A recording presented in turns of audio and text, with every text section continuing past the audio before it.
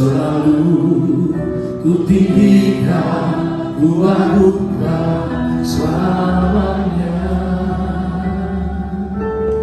Yesus, Kau sungguh baik. Yesus, namamu indah. Yesus, ku cinta Kau selalu, ku tinggikan, ku agungkan selamanya. Ku mau memujimu, selalu memujimu. Ku mau menyembahmu, selalu sembahmu. Kau yang kaya, terima semua pujian, kemuliaan hanya bagi Tuhan. Dari itu jemaat Tuhan angkat pujian.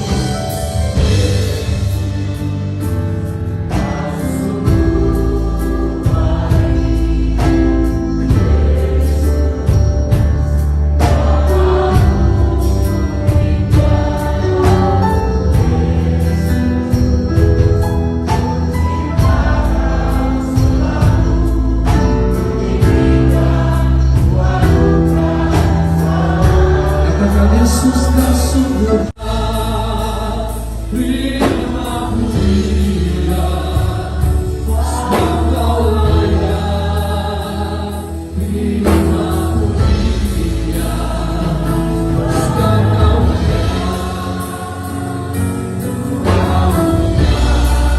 Yesus, jadilah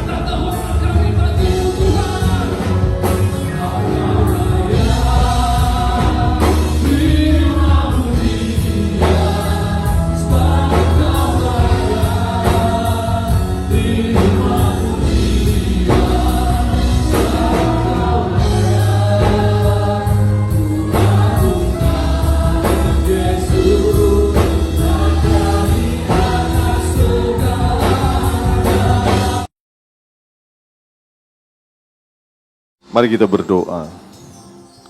Engkau Tuhan dan Raja kami, Engkau Allah dan Bapa kami yang baik, dan Engkau juga Gembala yang baik bagi kami, domba-dombamu. Kami bersyukur kami ada hari ini di rumah Tuhan, waktu yang indah dan waktu yang spesial. Terima kasih Tuhan, memasuki bulan yang ke-6 di tahun ini, kami terus Tuhan sertai. Dan kami bersyukur untuk penyertaan pemeliharaan Tuhan. Kami sudah memuji dan menyembah Engkau. Sebentar kami membuka hati kami untuk kembali ditaburi oleh firman-Mu. Firman yang terus menuntun hidup kami. Firman yang terus mengajar kami, supaya kami hidup berkenan di hadapan-Mu. Bahkan firman yang menegur kami ketika kami salah, supaya kami kembali kepada kebenaran, agar kami selamat, agar kami tidak tersesat, tetapi kami berjalan dalam rencana-Mu yang indah. Berikan kami hati seorang murid yang mendengar firman-Mu, merenungkan dan melakukannya dengan kesungguhan hati. Kami siapkan hati kami dalam nama Tuhan Yesus. Yang siap dengar firman, sama-sama katakan, amin. Tepuk tangan buat Tuhan. Kita masuk kepada tema bulan ini, sepanjang bulan ini, temanya Tuhan adalah gembalaku. Ayo sama-sama bilang, Tuhan adalah gembalaku. Kok Tuhan itu dibilang gembala? Dari mana Pak? Gitu loh. Lah, Alkitab menuliskan banyak tentang bagaimana Tuhan menyatakan dirinya kepada kita, umatnya, bahwa dia adalah gembala kita. Salah satu ayatnya yang bisa kita lihat, yang seperti saudara lihat di Yehezkiel 34 ayat 30. Ini Tuhan sendiri yang menyatakan dirinya adalah gembala bagi kita dan kita adalah domba-dombanya. Statement ini, pernyataan ini, firman ini keluar dari mulut Allah, saudara. Tuhan berkata kepada saudara dan saya, kamu adalah domba-dombaku, kata Tuhan. Ya, kalau saudara lihat di sini ada huruf besar. Itu ku-nya huruf besar. Kamu adalah domba-dombaku, itu berarti Tuhan. Domba gembalaanku, kata Tuhan. Saudara dan saya adalah domba-dombanya Tuhan. Kata Tuhan sekali lagi, kamu adalah domba-domba gembalaanku dan aku adalah Allahmu. Nah itu statement dari Tuhan. Bangga enggak saudara? Kalau Tuhan sendiri yang mengakui bahwa dia adalah gembala kita adalah domba-domba gembalaannya, dan dia adalah Allah kita. Luar biasa. Siapa kita ini? Manusia berdosa yang banyak kelemahan, yang gak punya apa-apa, gak bisa apa-apa, diangkat dari lembah dosa, diangkat jadi umatnya, jadi anaknya, jadi domba-dombanya. Dari sisi manusia, Daud juga mengeluarkan pernyataan di Mazmur 23 ayat 1. Daud bilang begini, Tuhan adalah gembalaku. Tadi sama-sama kita udah bilang. Jadi ini matching, klop. Tuhan bilang kita adalah domba-dombanya dan dia adalah gembala kita. Kita juga bilang dia adalah gembala kita. Gembala yang baik. Matching, tidak bertepuk sebelah tangan, saudara. Amin. Tuhan bilang, kamu domba-dombaku. Dan waktu kita bilang, Tuhan, engkau gembalaku. Tuhan bilang, sip, betul. Aku gembalamu. Gak cuman gembala, aku nih Allahmu. Dan kita bersyukur untuk itu semua. Amin. Saudara yang dikasih Tuhan, jadi kita mau belajar untuk mengenal bahwa Tuhan itu adalah gembala yang baik bagi kita. Dan kita adalah domba-domba bagi Tuhan, domba-domba gembalaannya. Kita mau belajar tentang hubungan timbal balik ini sehingga dalam perjalanan mengikut Tuhan, sebagai domba-domba gembalaan, kita itu punya hubungan yang baik dengan Tuhan. Amin. Ya. Nah, dalam Yehezkiel 34 ayat 30, Tuhan bilang kamu adalah domba-dombaku, domba gembalaanku dan aku adalah Allahmu. Demikianlah firman Tuhan. Ini pernyataan dari Tuhan, simpan dalam hati. Kemanapun saudara pergi, saudara rasakan begini. Aku ini dombanya Tuhan dan dia adalah gembalaku.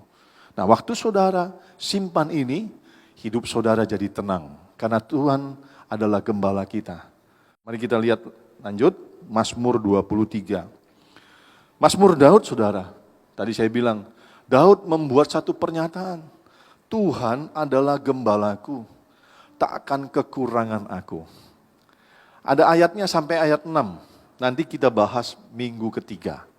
Karena itu pastikan minggu ketiga, saudara datang lagi, saya akan jelaskan satu perikop Mazmur 23 ayat 1 sampai 6.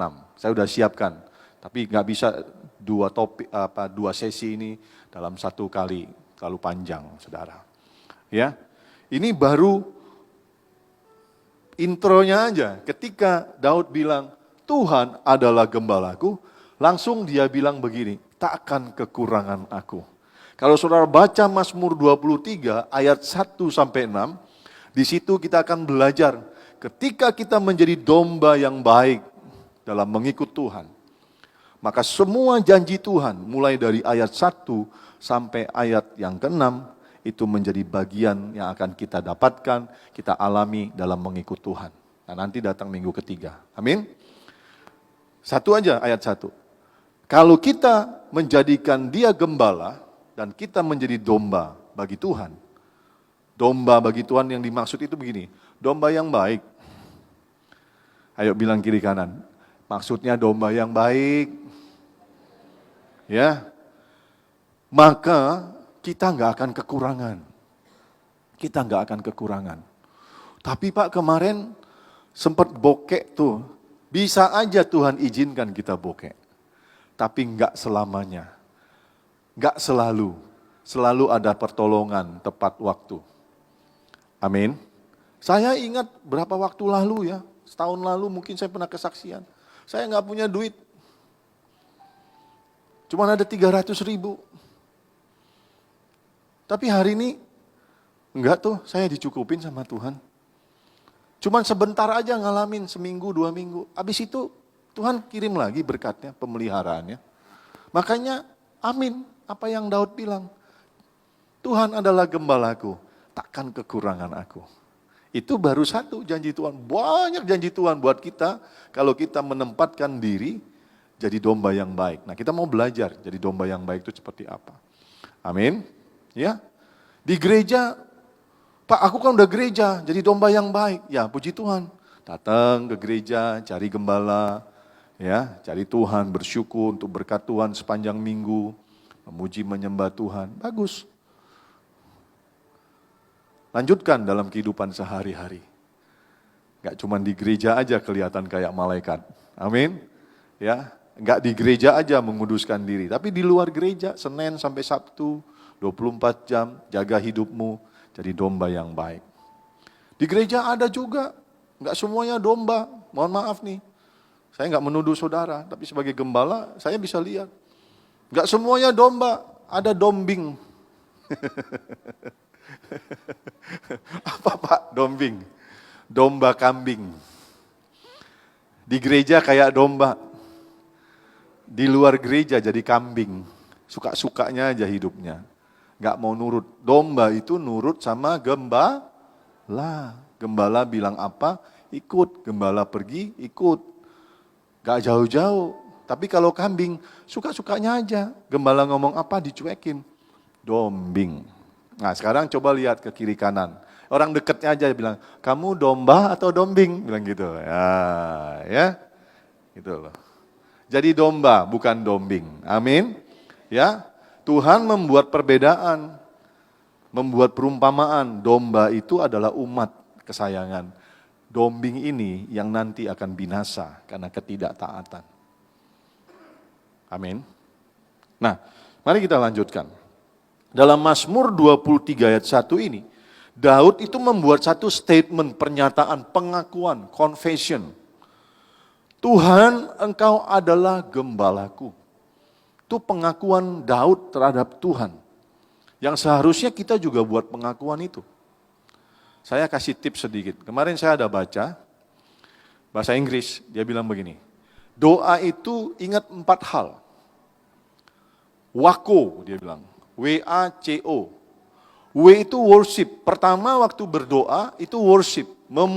Menyembah Tuhan, memuji Tuhan, mengagungkan Tuhan. Jadi kalau doa jangan, Tuhan minta ini, jangan. Sembah dia dulu, puji dia dulu. Firman Tuhan bilang gini,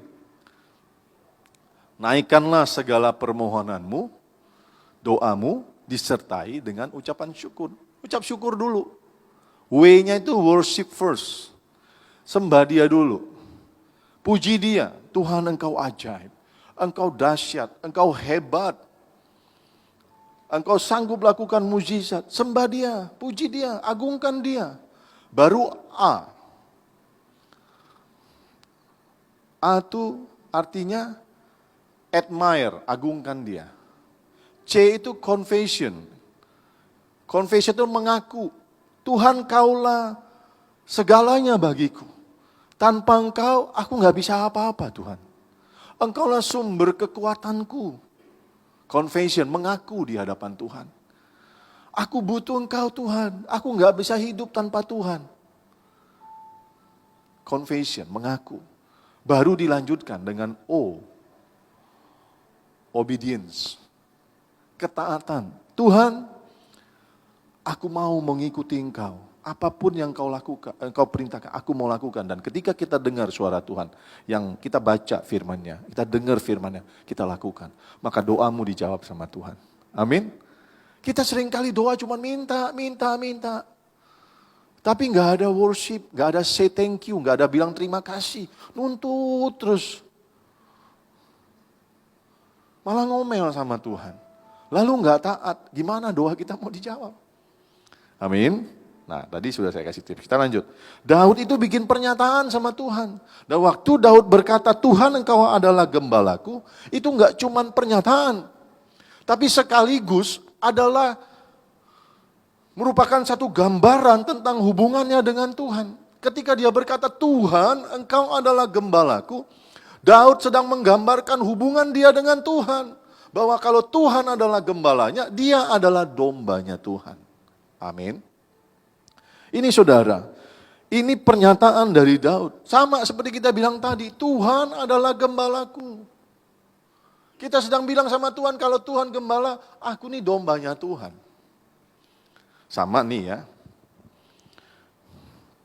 Waktu misalnya Nathan bilang sama Bu Ros, Pak Ferry itu papanya aku, misalnya. Waktu Nathan bilang Pak Ferry itu papanya dia, otomatis kan dia anaknya Pak Ferry. Betul enggak? Itu loh, betul kan?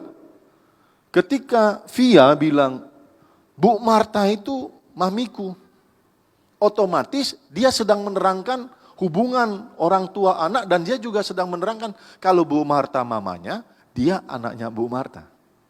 Nah ketika Daud berkata Tuhan adalah gembalaku, dia sedang menerangkan, memposisikan gambaran hubungan dia dengan Tuhan dan memposisikan diri sebagai dombanya Tuhan. Kalau saudara berkata, Pak Ferry itu pendetaku loh, berarti saudara jemaat Immanuel. Gak mungkin jemaat GPDI bilang Pak Ferry itu pendetaku. Gak mungkin. Amin. Nah begitulah kira-kira makna ketika kita berkata, Tuhan engkau adalah gembalaku. Berarti kita harus memposisikan diri kita sebagai dombanya Tuhan. Domba yang baik. Saya lagi bilang domba yang baik. Nah, saudara, Alkitab menuliskan berbagai bentuk atau jenis hubungan kita dengan Tuhan. Kalau saudara baca Alkitab, ya, itu Alkitab menuliskan berbagai bentuk dan jenis hubungan kita dengan Tuhan.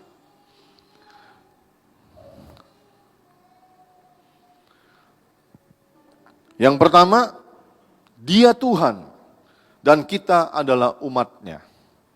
Tuhan berkata, inilah umat kesayanganku, inilah umat pilihanku. Waktu Dia berkata kita ini umat-Nya, Dia adalah Tuhan bagi kita. Amin. Waktu Dia berkata, akulah Raja, kita sering berkata, Yesus kaulah Raja, kaulah Tuhan dan Rajaku. Ada kan lagunya? Waktu kita berkata, kaulah Raja, berarti kita adalah pengikutnya.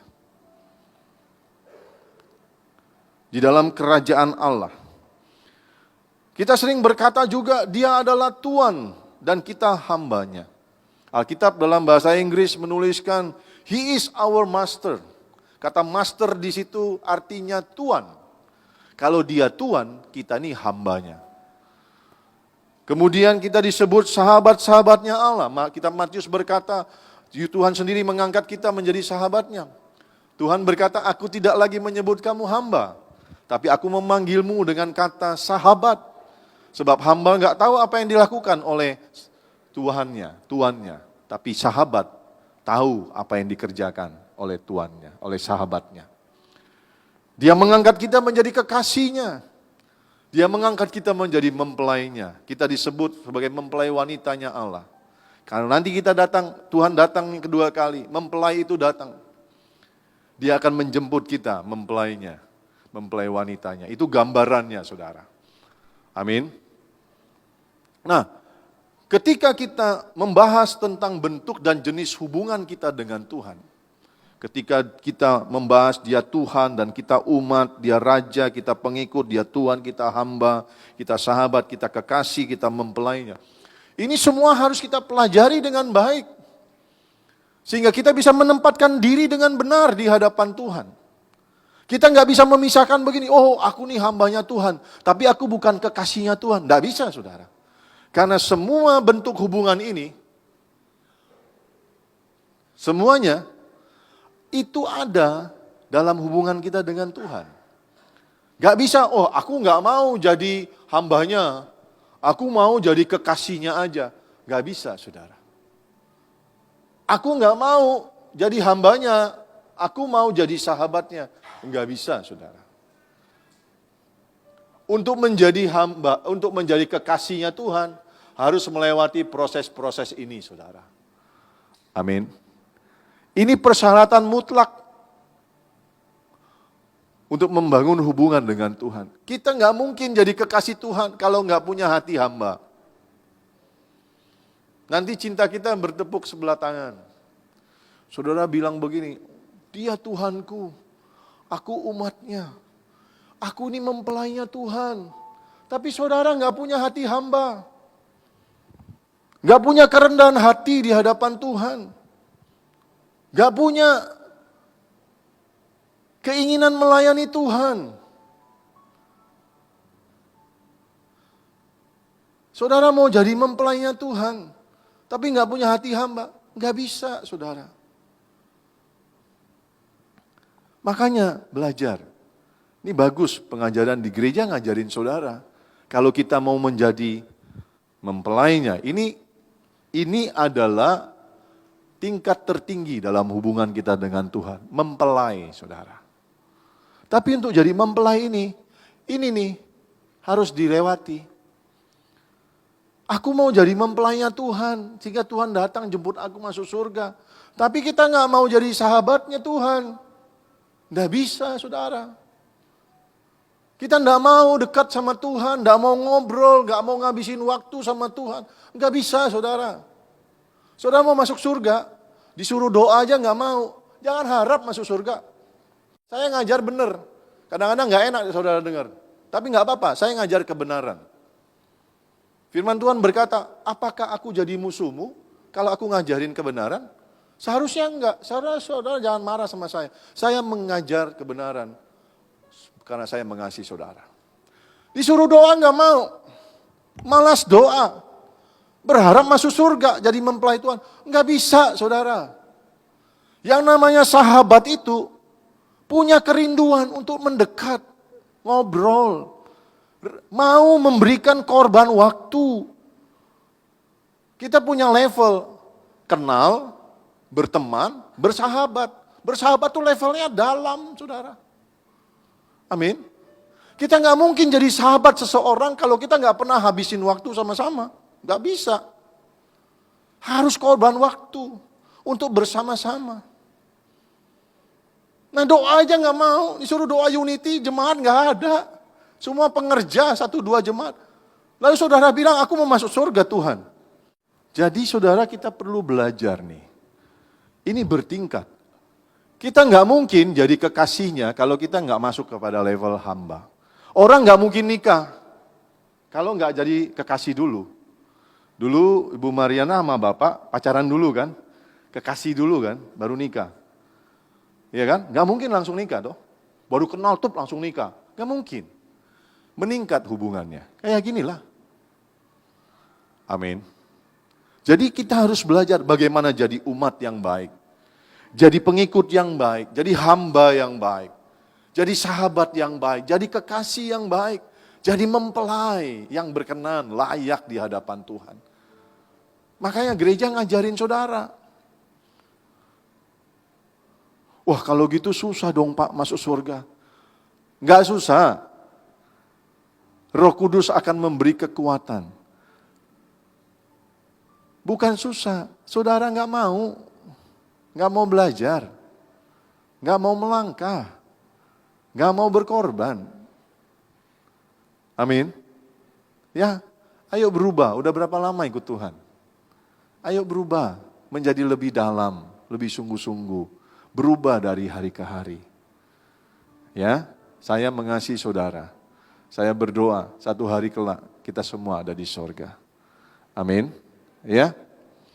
Nah, saudara yang dikasih Tuhan, kita ini harus belajar menempatkan diri dengan baik dalam hubungan kita dengan Tuhan. Ya. Di sini ada gambaran-gambaran tentang hubungan kita, berbagai bentuk dan jenis. Dan satu lagi, nah ini yang kita mau bahas yang di bawah ini. Tentang bahwa kita adalah domba-dombanya dan dia adalah gembala kita. Nah yang kita nggak bahas ini banyak, tapi kita akan bahas ini sepanjang beberapa puluh menit ke depan. saudara. Dari berbagai jenis dan bentuk hubungan kita dengan Tuhan, kita harus belajar. Khususnya kalau kita adalah domba dan gembala, kita belajar mengenal. Mengenal apa? Sifat dan ciri Tuhan sebagai gembala. Bukan sebagai raja. Sifat dan ciri Tuhan sebagai gembala. Amin. Ya. Dan apa yang Tuhan lakukan kalau dia jadi gembala? Kita belajar sifat gembala itu apa? Sifat gembala agung kita, yaitu Tuhan Yesus. Dan kita juga belajar bagaimana kita sebagai domba menempatkan diri dalam hubungan gembala dan domba. Baru kita akan menjadi domba yang mengalami semua kebaikan dari gembala kita. Amin.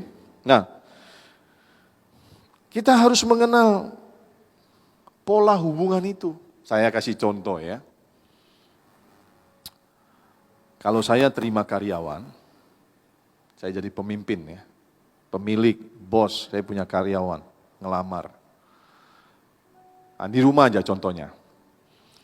Sekarang saya nggak punya pembantu, udah berapa tahun. Dulu ada pembantu atau karyawan.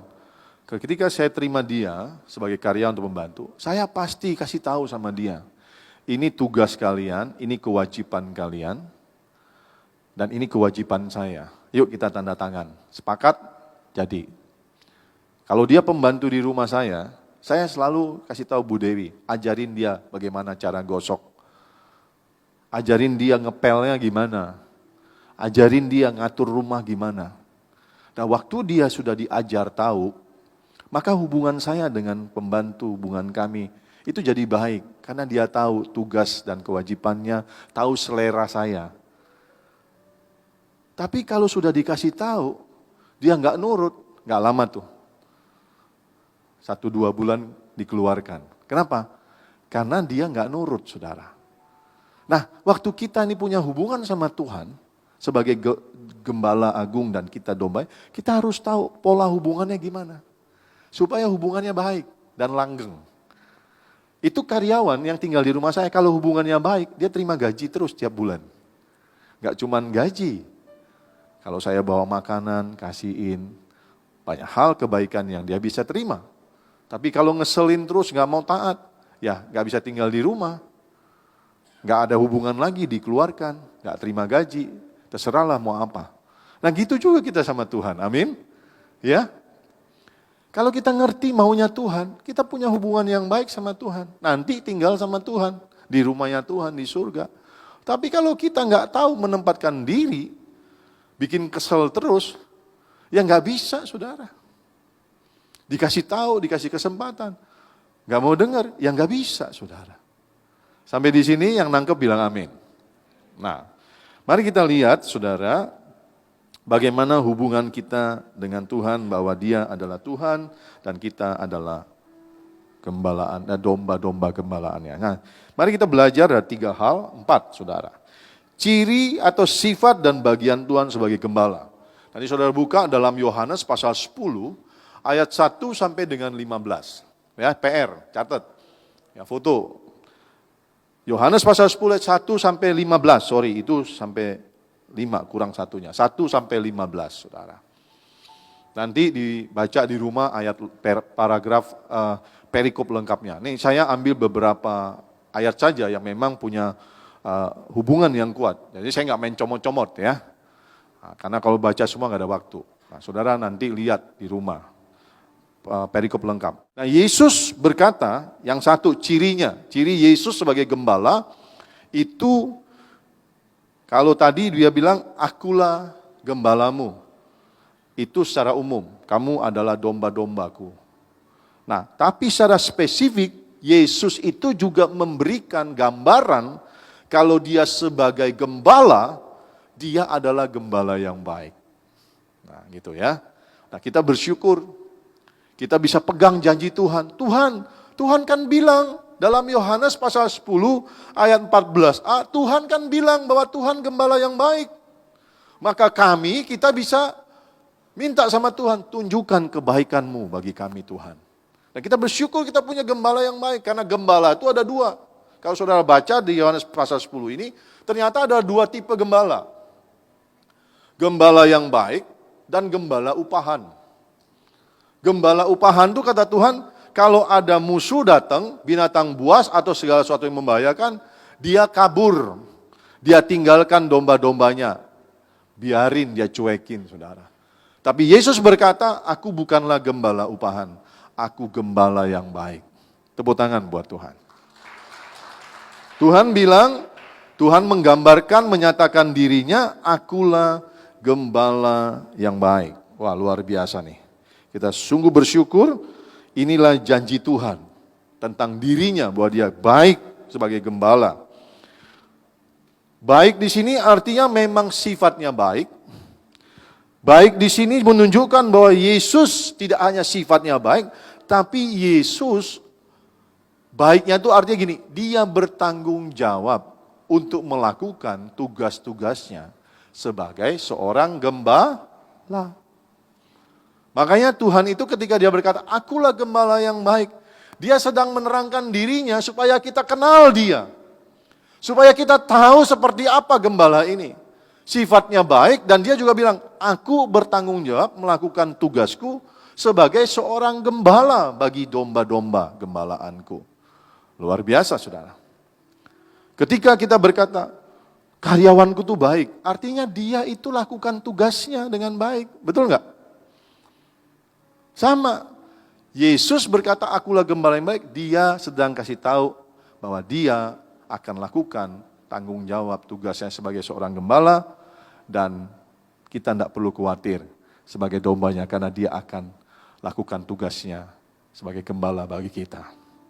Nah, saudara yang dikasih Tuhan, waktu kita tahu bahwa dia adalah gembala yang baik, kita akan memiliki yang namanya ketenangan, kedamaian, keteguhan, dan kepastian dalam mengikut Yesus.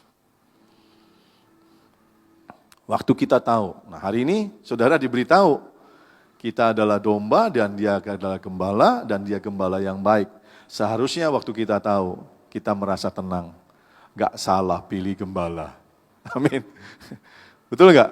Gak salah percaya Yesus sebagai Tuhan dan Juru Selamat dan juga gembala, gak salah ikut Yesus karena dia gembala yang baik. Sama waktu saudara kerja di perusahaan. Pak Abed kerja di mana Pak Abed?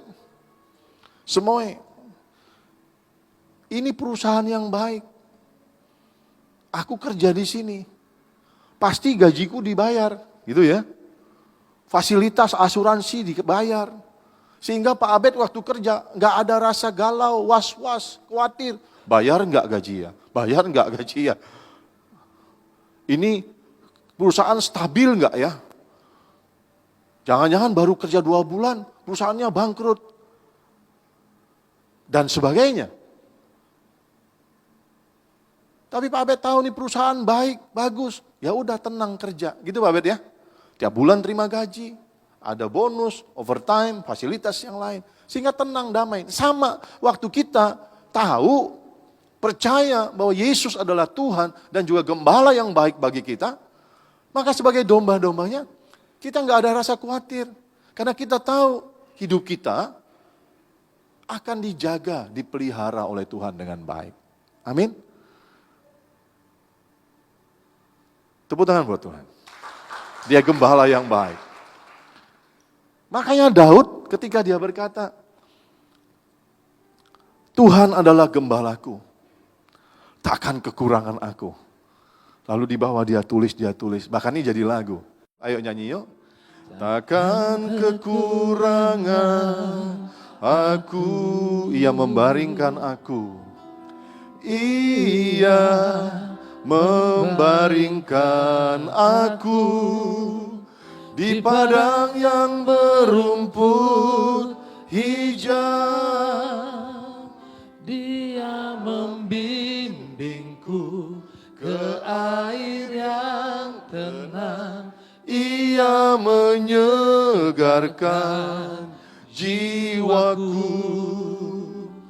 Dia membentunku ke jalan yang benar. Oleh karena namanya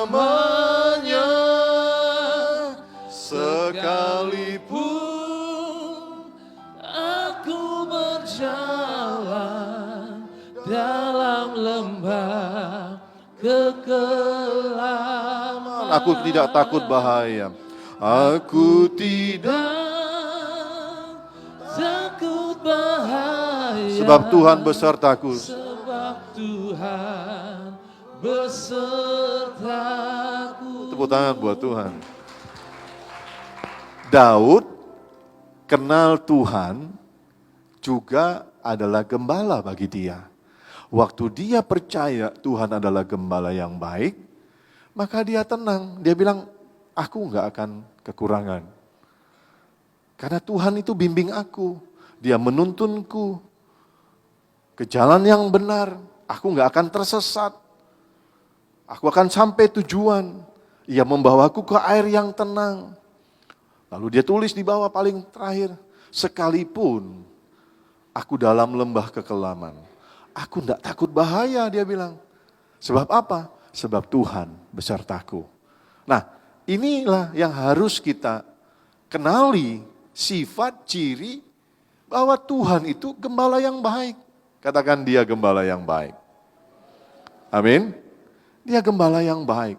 Nah, kalau saudara tanamkan di hati, apapun keadaanku hari ini, kalau aku sebagai domba yang baik,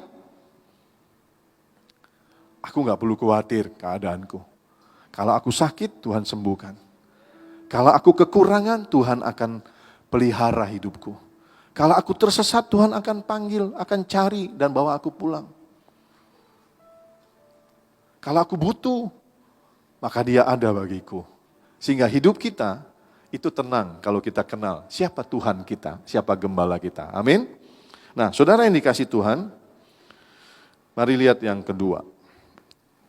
Yesus berkata bahwa dia datang untuk memberikan hidup dan hidup dalam segala kelimpahan. Ciri yang kedua dari Tuhan sebagai seorang gembala, dia adalah gembala yang memelihara kehidupan kita, domba-dombanya.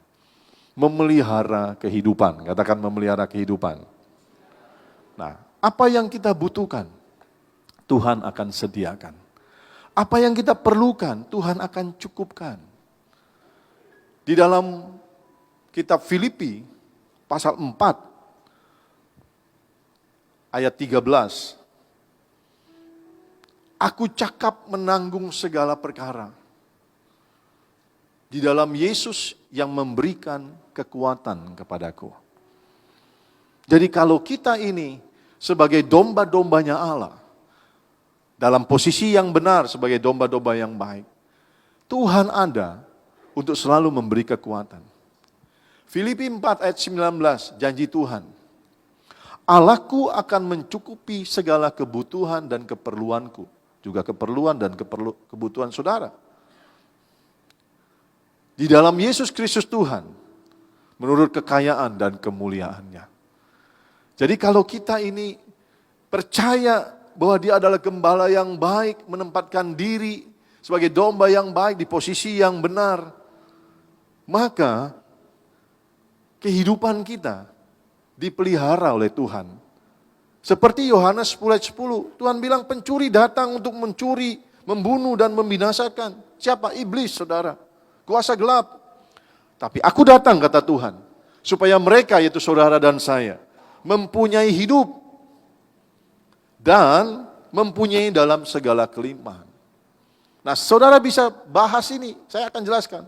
Supaya kita mempunyai hidup, tapi nggak cuma hidup yang biasa-biasa. Hidup dalam segala kelimpahan itu yang Tuhan sediakan, yang Tuhan mau berikan buat kita. Karena banyak orang hidup hari-hari ini cuman ada nafas, ada nyawa saja. Tapi hidupnya tidak berarti, tidak berkualitas. Hidupnya tidak jadi berkat. Hidupnya jadi sandungan. Hidupnya jadi cemoohan. Bukan itu yang Tuhan mau kasih kehidupan seperti itu, bukan. Tapi Tuhan mau memberikan hidup kepada saudara dan saya, hidup dalam segala kelimpahan yang Tuhan sediakan. Hidup yang berpengharapan, hidup yang berkemenangan, hidup dalam kebenaran, hidup jadi berkat, jadi saksi Tuhan yang memuliakan nama Tuhan. Hidup yang mengalami promosi dan perkenanan Tuhan. Itu hidup yang Tuhan sediakan buat kita orang percaya. Bukan hidup yang biasa-biasa. Saudara bisa lihat di sekitar saudara, orang yang gak sungguh-sungguh sama Tuhan, sekalipun dia Kristen, Kristennya KTP, saudara akan melihat perbedaannya. Gak usah jauh-jauh, di keluarga aja, kakak beradik dulu, sepupu, tetangga, keluarga besar, teman-teman. Saudara akan lihat, ada perbedaan. Oh, ini orang cuma ada nyawanya aja. Dikatakan hidup karena masih bernafas. Tapi hidupnya mengecewakan. Hidupnya nggak jadi saksi. Hidupnya nyusahin, bikin kesel. Hidupnya melarat terus, bergumul terus. Hidupnya kalah terus, jatuh dalam dosa terus. Akibat jauh dari Tuhan. Tapi hidup yang Tuhan bawa untuk diberikan dan kita bisa menikmatinya. Seperti Tuhan bilang, tetapi aku datang untuk memberikan hidup. Dan hidup di dalam segala kelimpahan. Kelimpahan itu artinya apa yang Tuhan sediakan itu gak cuma sedikit. Gak cuma cukup tapi berkelimpahan yang kita bisa nikmati. Gak habis-habisnya saudara. Kalau kita betul-betul ikut Tuhan. Jadi domba yang ikut gembalanya dengan baik. Amin. Domba itu kalau ikut Tuhan baik, gak akan kekurangan saudara. Gemuk-gemuk saudara. Nah ini luar biasa ini. Kalau kita bisa mengerti, memaknai apa yang kita pelajari pagi siang hari ini saudara. Dia gembala yang baik. Dia memelihara kehidupan kita. Dia menyediakan segala yang kita perlukan. Sehingga kita sebagai domba-dombanya, kita bisa berkata, membuat komitmen kembali hari ini. Tuhan, aku sudah dengar firman-Mu, Kau gembala yang baik. Engkau menyediakan segala yang kuperlukan. Engkau selalu ada bagiku. Aku mau bikin komitmen yang baru hari ini. Aku mau ikut Tuhan. Aku sungguh-sungguh mau ikut Tuhan. Aku gak akan menjauh dari Tuhan. Aku mau selalu ikut kemana Tuhan pergi. Kalau Tuhan suruh belok kanan, aku akan belok kanan. Kalau Tuhan suruh belok kiri, aku belok kiri. Kalau Tuhan suruh stop, aku stop. Kalau Tuhan suruh maju, aku maju. Karena aku gak mau jauh dari Tuhan. Karena firman-Mu berkata, selama aku ikut Engkau dengan baik, dengan sungguh-sungguh, aku mengalami semua yang Tuhan janjikan. Hari ini saudara mendengar janji-janji Tuhan yang dituliskan di firman. Saya ngomong nih semua ada firmannya saudara. Saya bicara semuanya dasar firmannya ada. Ini janji Tuhan. Tuhan berkata, aku datang supaya mereka ya saudara dan saya memiliki hidup, mempunyai hidup dan mempunyai dalam segala kelimpahan.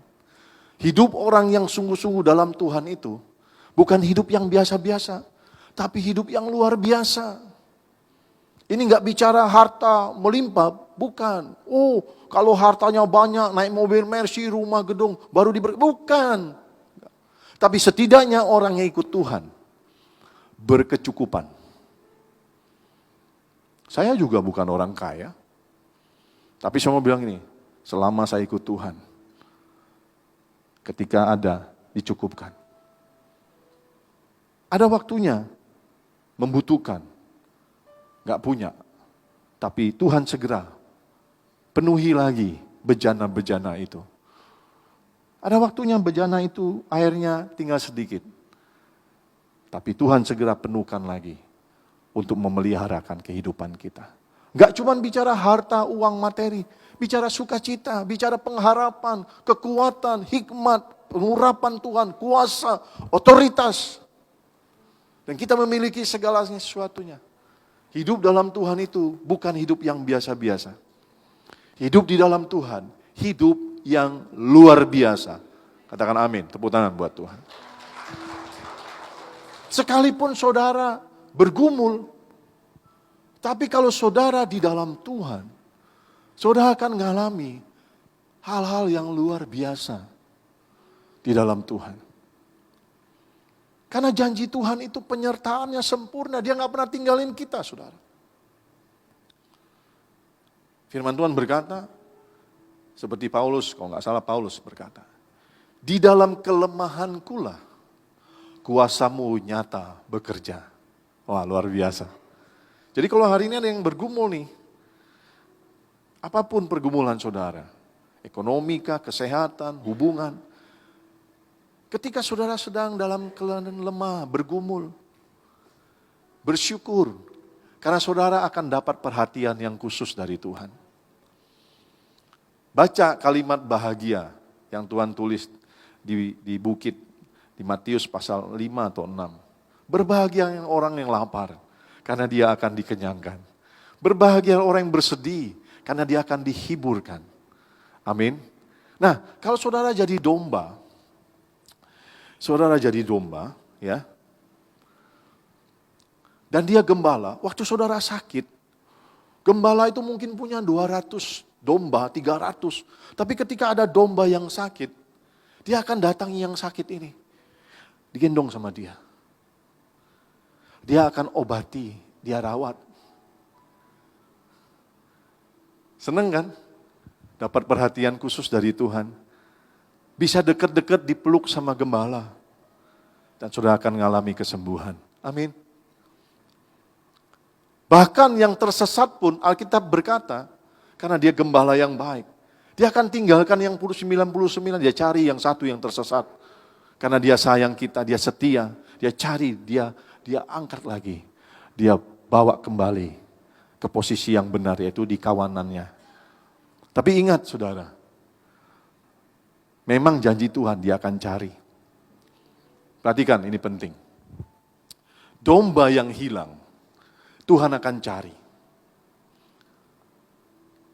Akan dibawa pulang. Tapi jangan jadikan itu excuse. Wah, kalau gitu aku lari kabur sebentar. Nanti Tuhan cari. Iya, Tuhan cari. Tapi ada konsekuensi.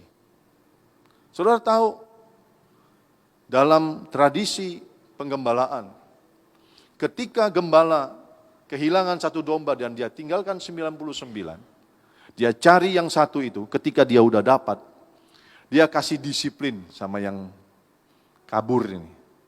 Yang gak mau dengar, yang nakal, domba nakal ini. Apa disiplinnya? Itu kakinya dipatahin. Sama gembala. Didisiplin, kakinya dipatahin. Baru dibalut. Supaya sembuh lagi. Itu disiplin, supaya domba ngerti ada disiplin dan tidak coba-coba lagi keluar. Nah, saudara mau jadi domba yang kabur, nakal? Jangan pikir, wah pasti Tuhan cari. Tuhan kan sayang sama aku. Nanti Tuhan pulihkan. Ya pasti Tuhan cari. Tuhan bawa pulang. Tapi ada disiplin. Yang namanya konsekuensi. Dosa itu akibatnya maut, penderitaan, sakit penyakit, kebinasaan. Lebih baik gak usah kabur-kaburan deh sama Tuhan. Ikut aja manut yang baik. Supaya gak harus dipatahin kakinya. Amin? Ya. Nah, saudara yang dikasih Tuhan, ciri yang kedua bahwa dia akan memelihara kehidupan kita, domba-dombanya. Sekali lagi saya mau bilang, mengerti hal ini, membuat saudara tenang. Bahwa dia akan memelihara kehidupan kita. Apapun pergumulan kita hari ini, dia akan memelihara kehidupan kita. Dia akan menjaga kita. Dia akan menjaga, melindungi kita, saudara. Nah, lihat yang ketiga. Ini ya. Sebagai seorang gembala yang baik, tidak hanya mencukupkan, tapi sampai pada taraf dia rela memberikan nyawanya bagi kita. Nanti sudah baca Yohanes pasal 10 ayat 11, ada di situ. Tuhan bilang, akulah gembala yang baik. Gembala yang baik memberikan nyawanya bagi domba-dombanya. Dan Yesus gak cuma ngomong bahwa dia gembala yang baik memberikan nyawa. Yesus buktikan itu di kayu salib. Maka seringkali saya ajarkan ke jemaat, kita bangga punya Tuhan yang namanya Yesus Kristus. Tuhan yang gak cuman ngomong. Tuhan yang gak cuman kasih perintah. Gak cuman suruh-suruh. Suruh ngampuni, suruh berkorban, suruh gini, suruh gitu. Enggak, dia gak cuman suruh-suruh atau kasih perintah. Tapi dia memberikan contoh, teladan yang sempurna bagi kita. Tepuk tangan buat Tuhan. Ketika dia berkata, kamu harus mengampuni orang yang bersalah kepadamu. Dia buktikan itu, disalib. Dia bilang, Bapa, ampuni mereka yang menyalibkan dia. Karena mereka tidak tahu apa yang mereka lakukan. Dia mengampuni, saudara. Ketika dia berkata, aku gembala yang baik.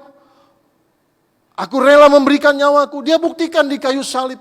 Yang nanti kita akan peringati bersama-sama. Pengorbanannya. Tubuh dan darah yang dikorbankan bagi saudara dan saya. Dia serahkan nyawanya di kayu salib. Dia buktikan. Lalu, kenapa kita masih harus ragu dengan kasih Tuhan, kebaikan Tuhan? Mengapa kita masih sering menjauh daripada Tuhan, padahal tempat yang terbaik adalah tempat berada di hadirat Tuhan, berada bersama Tuhan, dekat sama Tuhan. Mengapa kita masih tidak mau mendekat? Nah ini saya juga nggak ngerti deh. Saya kembalikan kepada saudara alasan-alasan itu. Mengapa kita masih tidak mau taat? Tidak mau sungguh-sungguh ikut Tuhan? Harusnya kita mengerti, aku ikut Tuhan itu luar biasa pasti. Kalau aku ikut Tuhan pasti luar biasa hidupku. Janji Tuhan, pemeliharaannya sempurna, perlindungannya, pertolongannya, pembelaannya bagiku. Saudara, domba itu tempat yang terbaik bagi seekor domba adalah ketika dia bersama gembala dan kawanannya. Katakan amin. Saya ulangi ya. Tempat terbaik bagi seekor domba yaitu berada dekat dengan gembalanya dan ada di dalam kelompoknya. Itu tempat yang terbaik. Kalau domba itu mulai nakal, gembalanya bilang, ayo ikut, gembala jalan di depan. Domba di belakang. Lalu ada yang nakal. Dari kawanan itu, aku nggak mau ke sana, aku mau ke sini. Mungkin pas dia lihat kiri ada yang menggoda dia. Dia lari keluar dari kawanan, sendiri, jauh dari gembalanya, maka waktu dia keluar, memutuskan keluar dari kawanan kelompoknya, dan jauh dari gembalanya, hidupnya dalam bahaya. Dalam bahaya. Bahaya binatang buas, bahaya tersesat, bahaya karena dia sendiri. Jelas, bahaya masuk jurang. Karena domba itu, dia tergantung sama gembalanya. Nanti kita belajar. Kalau saudara adalah dombanya Tuhan, maka tempat yang terbaik bagi saudara dan saya sebagai domba Tuhan adalah dekat dengan Tuhan sebagai gembala. Dan ada dalam komunitas orang percaya. Bilang amin. Waktu kita memutuskan, aku tidak mau ikut Tuhan. Kita menjauh dari Tuhan. Yang berarti kita keluar dari kawanan atau dari komunitas orang percaya. Kita sendiri menghadapi dunia. Saya suka ngomong ini. Kita sendiri menghadapi dunia dengan segala tantangan, masalah, godaan, cobaan, kuasa gelap. Kita tidak mampu. Pasti kita binasa. Oh tapi kan masih bisa balik tadi. Iya balik, tapi babak belur. Itulah sebabnya saya dan keluarga, saya pribadi, saya meneguhkan hati saya. Ada banyak godaan. Hidup ini banyak godaan. Amin. Pak Joksan ya? Ya. Ya Pak ya. Banyak godaan ya. Pak Bet, Pak Sem. Hidup ini banyak godaan kan, gak cuma bapak-bapak, ibu-ibu juga. Hidup ini banyak godaan saudara. Tapi itu akan membuat kita keluar jauh dari Tuhan dan itu membuat kita binasa. Tempat yang paling aman itu ada dekat sama Tuhan. Dan Daud juga ngomong di Mazmur. Daud bilang begini, hanya dekat Allah saja aku tenang, daripadanya lah keselamatanku. Jadi kalau kita mengerti posisi kita sebagai domba dan dia gembala kita, gembala agung kita, kita harus menempatkan diri kita ikut Tuhan sungguh-sungguh. Tidak jauh dari Tuhan, tidak keluar dari komunitas. Nah sekali lagi saya ajak teman-teman di sini, jemaat, yang belum ikut komsel, masuk dalam kelompok-kelompok sel. Itu komunitas gereja kita. Di kelompok sel itu kita menjadi keluarga satu dengan yang lain. Saling mengasihi, saling memperhatikan, saling mendoakan, saling melengkapi, saling menjaga satu dengan yang lain. Saudara mungkin jarang ketemu saya, tapi itulah gunanya ada kelompok sel. Menjadi keluarga di unit-unit kecil. Ini keluarga besar, tapi ada keluarga-keluarga rohani. Di situ kita bertumbuh bersama. Itu kita memperhatikan satu dengan yang lain, mendoakan satu dengan yang lain. Berapa banyak yang belum ikut komsel? Coba angkat tangan. Malu kali, nggak apa-apa. Kalau belum ikut komsel, ayo rajin ikut komsel. Ikut kelompok sel, itu komunitas.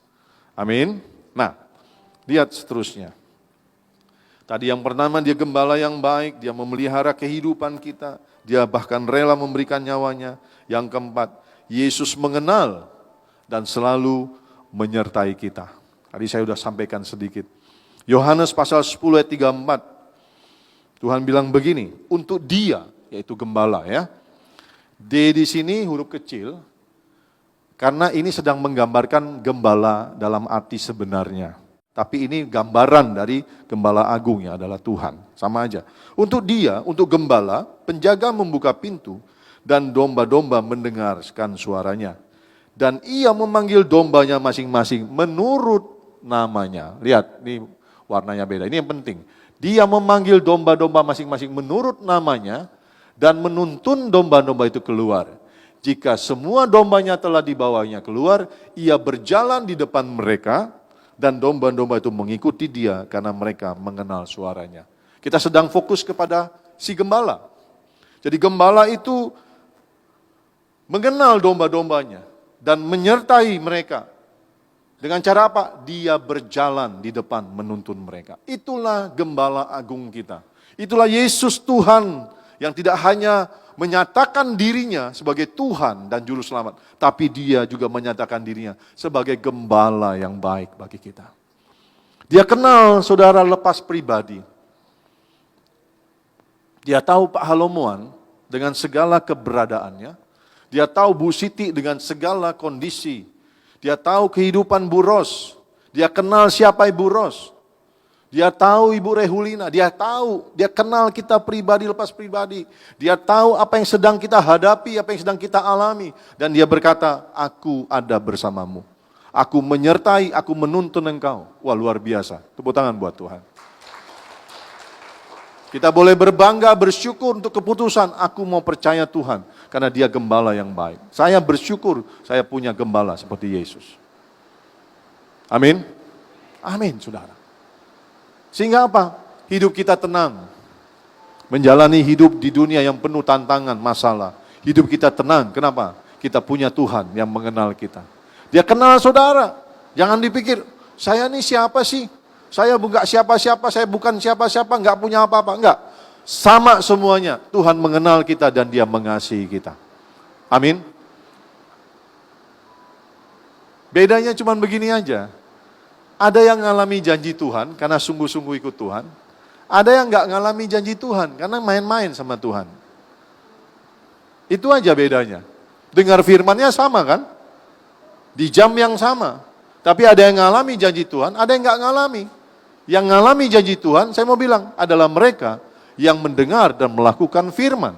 Tapi yang nggak ngalamin, yang masuk kiri dan keluar kanan. Pilihan sama kita. Dan biarlah kita memilih yang terbaik. Amin? Nah, oke. Itu kita belajar dari sisi Tuhan sebagai gembala. Nah, sebagai domba, mari kita belajar. Siapa domba itu? Kita. Ayo angkat tangan. Tadi bilang apa? Angkat tangan kanannya. Bilang, aku nih dombanya Tuhan. Nah, ya. Kiri kanan. Kamu juga bilang. Ya. Bukan dombing kan? Domba kan?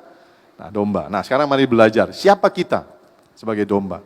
Ciri domba yang pertama, itu tidak ada kekuatan untuk membela diri. Ya, domba adalah hewan yang tidak punya senjata. Tidak punya kekuatan untuk bela diri. Beda dengan harimau, singa. Ada taring, ada cakar, ada kekuatan. Kalau singa sudah cakar, dicengkram sama dia, kita nggak bisa lepas. Taringnya tajam 10 cm taringnya, nggak bisa lepas. Ular ada senjatanya, bisanya. Ayam ada parunya, patok, ada tajinya. Domba nggak punya kekuatan apa-apa. Nggak punya senjata untuk membela diri, saudara. Domba adalah binatang atau hewan yang lemah. Lemah.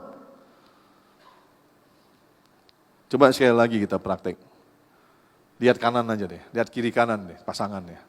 Bilang begini, jangan sombong lu nggak bisa apa-apa bilang. Lemah kayak domba bilang gitu. Jangan sombong bilang. Kita ini domba, lemah, nggak bisa apa-apa. Jangan sombong. Ya, punya duit dikit, sombongnya minta ampun, tantang petenteng. Orang yang punya bank BCA aja, biasa aja kok itu anak yang punya bank BCA. Baru punya duit 2M. Sombongnya minta ampun. Ini yang punya duit cuma 5 juta. Lebih-lebih lagi kayak konglomerat. Ada yang duitnya cuma 50 ribu, kayak konglomerat aja, udah sombong gak mau negur. Ayo jangan sombong, ya. Kita ini siapa sih? Nah, kita ini domba, gak punya apa-apa, gak bisa apa-apa, gak ada kekuatan. Harus sadar di hadapan Tuhan. Tadi kalau doa, wako, confess, Tuhan, aku gak bisa apa-apa tanpa Tuhan. Aku perlu Tuhan. Tuhan jangan tinggalin aku. Aku pasti gagal tanpa Tuhan, ngaku sama Tuhan. Jangan petantang Tuhan jawab doa gak ya? Oh jawab awas.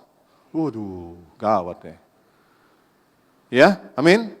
Kita nggak bisa apa-apa. Tetapi kekuatan seekor domba itu ada, tadi yang saya bilang, ketika dia dekat dengan gembalanya, itulah kekuatan seekor domba. Karena gembalanya itulah yang hebat, yang akan menjaga, membela dan melindunginya, yang akan memeliharakan kehidupannya. Jadi kekuatan saudara dan saya ini sebenarnya ada waktu kita dekat sama Tuhan. Amin.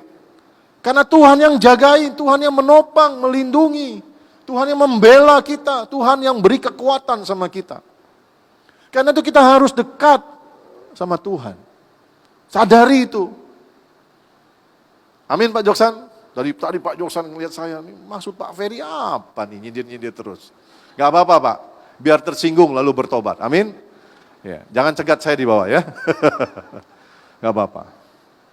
Kalau saudara kena firman ini, bertobat, jangan marah sama saya. Amin. Saya mengasihi saudara, tidak ada sentimen pribadi. Enggak.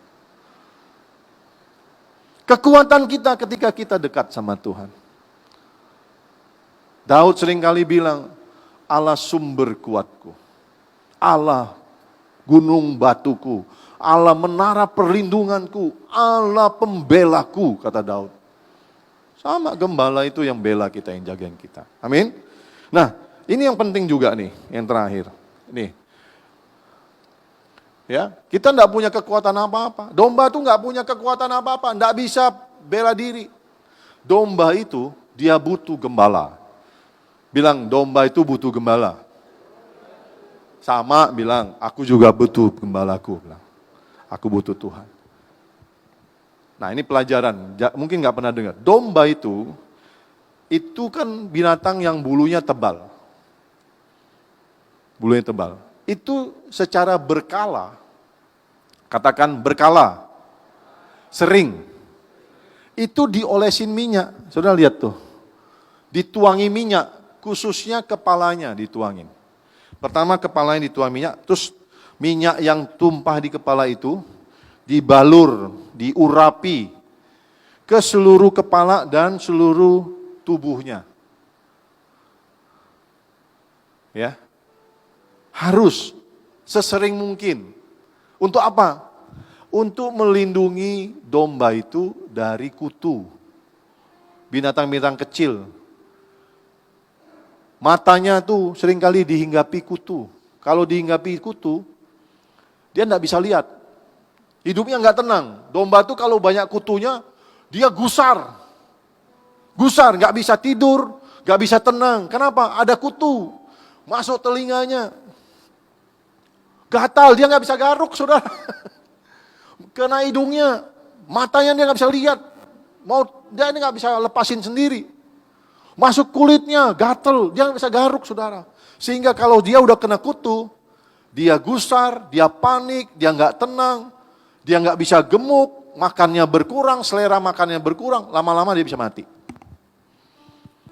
Dia butuh gembala yang mengolesinya dengan minyak, kepalanya dibalur minyak, diolesin, mata, hidung, semua kuping, badannya diurapi dengan minyak untuk melindungi dari gangguan kutu. Nah, saudara dan saya sebagai domba-domba, ini gambarannya bagus. Pelajarannya, kita butuh diurapi Tuhan. Katakan, aku butuh diurapi Tuhan. Minyak itu bicara pengurapan, saudara. Ada nyanyi ya? Urapi kami dengan minyak yang baru. Itu melambangkan pengurapan kuasa Tuhan, kasih Tuhan. Melambangkan perlindungan Tuhan, kuasa Tuhan bekerja dalam kehidupan kita untuk menjaga kita, untuk melindungi kita dari kuasa gelap, dari hal-hal yang gak baik. Makanya saudara, kalau saudara lagi ibadah, ada altar call, siapa yang mau ke depan didoakan, ditompang tangan, diurapi dengan minyak? Maju saudara. Saudara, kita butuh pengurapan dari gembala. Kemarin pas pencurahan Roh Kudus, gak semua maju. Saya heran, kenapa saudara gak mau maju? Sudah hebatkah? Sudah punya ilmu yang tinggi kah? Sehingga gak mau diurapi? Lain kali kalau Anda disuruh maju, maju saudara. Terima pengurapan Tuhan. Aku butuh diurapi Tuhan. Penuhi lagi dengan urapanmu. Minyak yang baru, anggur yang baru, sukacita yang baru. Dipenuhi oleh kuasamu. Sehingga aku kuat. Lain kali kalau ada pengurapan, maju dong. Gak usah disuruh-suruh. Amin. Ya, sama domba butuh diurapi. Semakin sering diurapi, semakin dia aman dari kutu, saudara. Ketika kutu itu masuk kuping, dia gak bisa dengar suara. Masuk mata, dia gak bisa lihat dengan benar. Masuk ke kulitnya, dia gak bisa tidur. Dia butuh diurapi. Saudara dan saya juga butuh diurapi sama Tuhan. Amin. Oke, kita lanjut. Mari lihat selanjutnya. Domba itu, next Bill, tergantung sama gembala. Tanpa gembala maka domba akan tersesat dan menghadapi banyak kesulitan. Ayat tadi yang pertama juga menggambarkan ketergantungan itu. Nah, saya tegaskan di poin kedua. Pertama, domba nggak punya kekuatan untuk membela diri. Kedua, tergantung sama gembala. Oleh karena itu domba sangat butuh kehadiran gembala untuk menuntun, menolong dan memelihara. Karena itu domba harus fokus dan taat mengikuti tuntunan dari gembalanya. Kalau dia nggak fokus, gembala bilang terus, dia belok kiri, belok kanan, dia akan tersesat. Dia akan dimakan binatang buas, dia akan jatuh ke jurang. Nah sama kayak kita harus dengar-dengaran sama gembala. Gembala agung kita yaitu Tuhan Yesus. Amin. Ya, apa yang Tuhan sampaikan melalui mimbar ini. Apa yang saudara dengar waktu baca firman, mungkin di media online. Dengar itu, lakukan saudara. Supaya saudara itu selamat, katakan selamat. Ya, enggak masuk dalam situasi yang sulit, yang bahaya. Kemana Tuhan menuntun saudara, itu semua untuk kebaikan saudara dan saya sebagai domba-domba gembalaannya. Sekali lagi bilang amin. Nah yang terakhir, Bill, tolong terakhir Bill. Domba itu enggak boleh sendiri, tadi sudah saya bahas. Domba enggak boleh keluar dari kelompoknya, dari komunitasnya. Kalau dia keluar dari komunitas, dia jauh dari gembala, dia jauh dari kawanannya, dia menempatkan dirinya dalam posisi yang sangat berbahaya. Karena ada binatang buas yang akan menerkam. Karena ada jurang yang bisa jatuh ke dalam. Dia bisa tersesat berhari-hari tanpa ada kawanan dan yang menjaga dia. Bahaya sekali. Saudara bisa lihat, itu gambaran seekor domba yang lari, tersesat. Untung Tuhan ketemuin. Kalau jatuh ke jurang, mati saudara. Tidak bisa diselamatkan. Nah jangan tempatkan dirimu, hidupmu, seperti domba tersesat. Ayo masuk dalam kumpulan komunitas orang percaya. Di gereja kita ada namanya KUL, Community of Love, komunitas kasih. Ayo rajin ikut komunitas. Karena di KUL ada visi KTM, membangun kesatuan hati, tumbuh bersama, memenangkan jiwa. Ayo masuk dalam komunitas KUL, saling mendoakan, saling mengingatkan, saling memperhatikan. Ayo masuk dalam doa unity, apa pergumulan saudara didoakan. Saya janji sama Bu Mariana, kemarin waktu saya doain. Tiap malam kami akan doakan Ibu, sampai hari ini di doa unity Ibu. Dari mulai saya doakan itu, saya minta sama Pak Andi. Pak Andi, tolong doakan Bu Mariana setiap hari. Puji Tuhan operasi berjalan lancar Bu ya. Percaya Tuhan sembuhkan. Kita topang doa, ini keluarga kita, komunitas, kita topang doa. Dulu Bu Marta sakit, setahun lebih, kita doakan tiap malam. Sehat Bu Marta. Angkat tangan Bu, berdiri Bu. Ayo Bu berdiri Bu. Angkat dua-dua, bilang sehat. Puji Tuhan, tepuk tangan buat Tuhan. Karena itu saya mengajak Bapak Ibu, next Bill, terakhir. Ayo ikut komsel, ikut komunitas. Ikut komunitas, ya. Ada di kelompok sel, saling menjaga, saling memperhatikan. Mari bangkit berdiri, Tuhan berkati saudara.